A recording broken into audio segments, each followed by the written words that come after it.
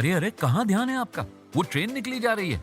ये बात देखने में जरा सी लग सकती है, पर आगे चलकर बहुत बड़ी मुश्किल भी बन सकती है। हो सकता है कर्मचारी की नजरों से किसी कोच या वैगन में कोई ऐसा दोष निकल जाए जिससे ये ट्रेन आगे जाकर रुक सकती है, लेट हो सकती है, जिसका असर दूसरी गाड़ियों पर भी हो सकता है। ये दुर्घटना का शिकार भी हो सकती है। ट्रेन के स्टेशन पर आने या वहां से गुजरने पर होने वाली ये जांच, जिसे हम रोलिंग इन और रोलिंग आउट परीक्षण कहते हैं, एक अहम जांच होती है। ये परीक्षण हर पैसेंजर या फ्रेट ट्रेन के आखिरी छोर या रास्ते में निर्धारित जगहों पर किया जाता है। इस परीक्षण के दौरान गाड़ी के स्टेशन या यार्ड में आने से पहले या जिस लाइन पर ट्रेन आ रही है, उसके दोनों तरफ तकनीशियन को अपनी पोजीशन ले लेनी चाहिए और बड़ी एकाग्रता से ट्रेन पर नजर रखनी चाहिए।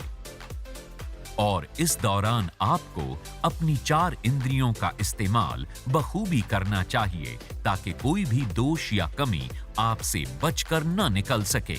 ध्यान से देखें।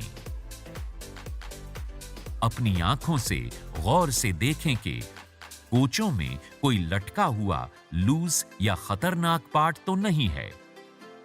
ब्रेक बीम हैंगर टूटा हुआ होना, हैंगर तथा हैंगर पिन गायब होना, बीएसएस हैंगर पिन गायब होना, कोच या वैगन का कोई पार्ट गायब तो नहीं है। एक्सल बॉक्स विंग का टूटकर गिर जाना, ट्रॉली फ्रेम का क्रैक होना, प्राइमरी सस्पेंशन के ऊपर लगी ट्रॉली फ्रेम की टॉप प्लेट का टूटा होना,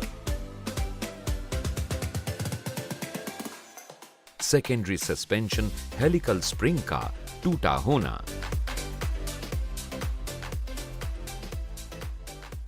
फुटबोर्ड का मुड़ा होना, ब्रेक डिस्क के लग का टूट जाना। गौर से देखें कि ट्रेन के किसी कोच या वैगन के ब्रेक्स तो जाम नहीं हैं। ध्यान से सुने। अपने कानों से गौर से सुने कि चक्कों से फट फट की आवाज तो नहीं आ रही। ये आवाज फ्लैट प्लेस होने पर आती है।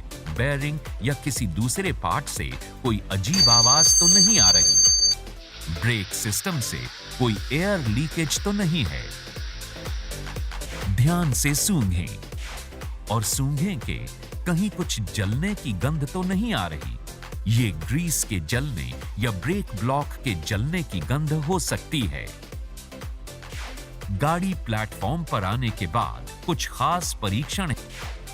लेजर गन से बेयरिंग के तापमान की जांच जरूर करें। अंडर गियर सेफ्टी फिटिंग्स की जांच करना कभी ना भूलें।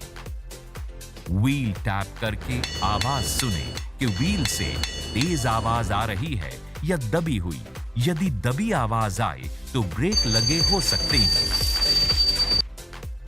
इसी तरह किसी स्टेशन से बनकर चलने वाली या उस स्टेशन से गुजरने वाली ट्रेनों का रोलिंग आउट परीक्षण भी किया जाता है। और रोलिंग इन की तरह ही तकनीकी स्टाफ प्लेटफॉर्म के खत्म होने के बाद लाइन के दोनों तरफ अपनी पोजीशन लेते हैं और यहां भी जांच करते हैं कि किसी कोच के ब्रेक जाम तो नहीं है, किसी कोच से कोई अजीब आवाज तो नहीं आ रही है, कहीं कोई पार्ट लटका हुआ तो नहीं जा रहा है।